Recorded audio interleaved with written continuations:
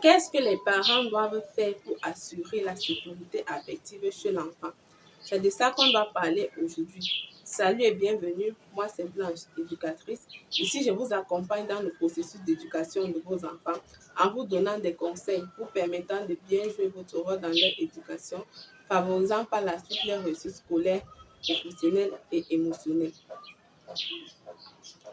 Je vais commencer par vous donner la définition du terme sécurité affective. Par la suite, vous donner les causes de l'insécurité affective et pour finir, je vous dirai les facteurs qui assurent, qui renforcent la sécurité affective. La sécurité affective est tout simplement le fait de rassurer un enfant quand il a peur. C'est par exemple le cas d'un enfant qui fuit le coup de tonnerre et vient tomber sur vous. Qu'est-ce qu'il attend de vous? Il attend de vous que vous lui rassurez en lui prenant dans vos bras, en lui tapotant le dos, en l'apaisant. Tout le monde a besoin de se sentir en sécurité. Parce que quand tu n'es pas en sécurité, tu n'es pas tranquille dans ta tête. Tu cherches des solutions pour pouvoir trouver les solutions à ce problème qui se ronge. Et c'est le cas avec des enfants à l'école. Quand un enfant est émotionnellement instable, ça veut dire que il a les soucis, il a les problèmes qui le dérangent. Et toi, en tant que parent, tu as l'obligation de pouvoir déceler ce problème chez l'enfant et de l'aider à résoudre ce problème. Nous, on rencontre beaucoup de cas comme ça à l'école tous les jours. Ça veut dire, l'enfant est à l'école, mais il ne vous écoute même pas, il n'est pas avec vous. Et nous, en tant qu'enseignants, on ne peut pas résoudre ce problème tout seul. Et parfois, il arrive des cas qu'on convoque les parents, mais ils ne viennent pas. C'est pour finir, qu'est-ce que vous voulez faire de votre enfant? Donc, apprenez à observer vos enfants.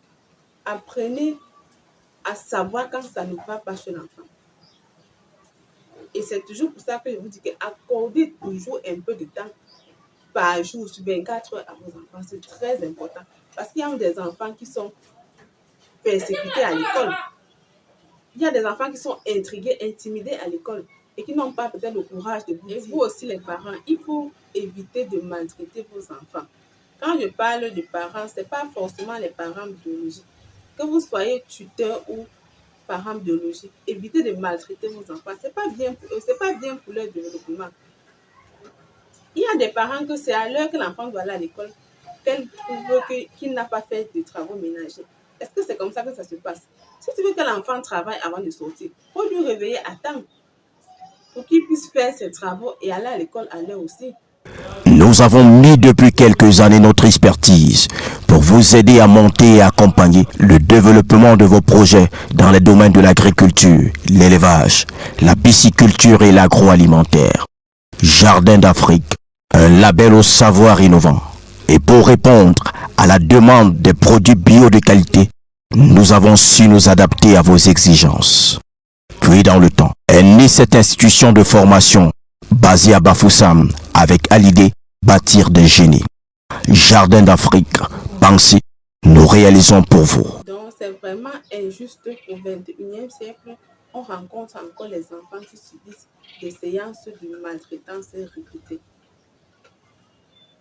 Un enfant, c'est un enfant. Il a besoin aussi de se sentir bien.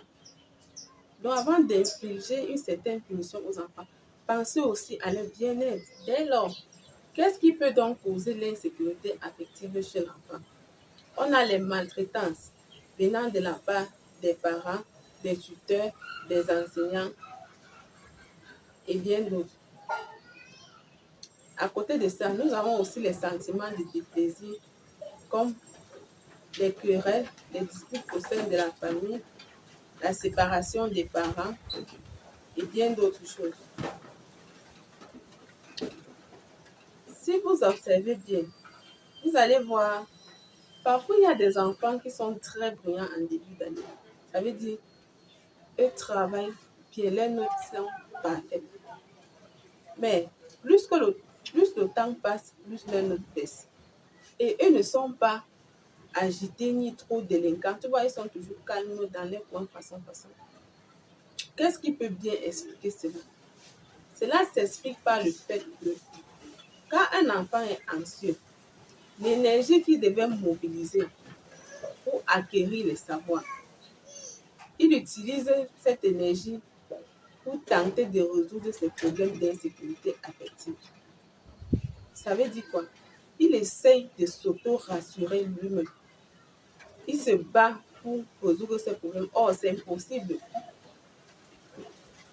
Et plus il est dans ce problème, plus son travail ne sera pas bien, plus il va délaisser les bonnes choses qu'il faisait.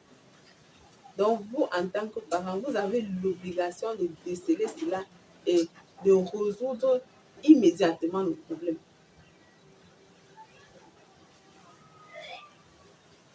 Observez bien vos enfants, parce qu'il y a aussi les parents que les enfants ont les problèmes et ne savent pas.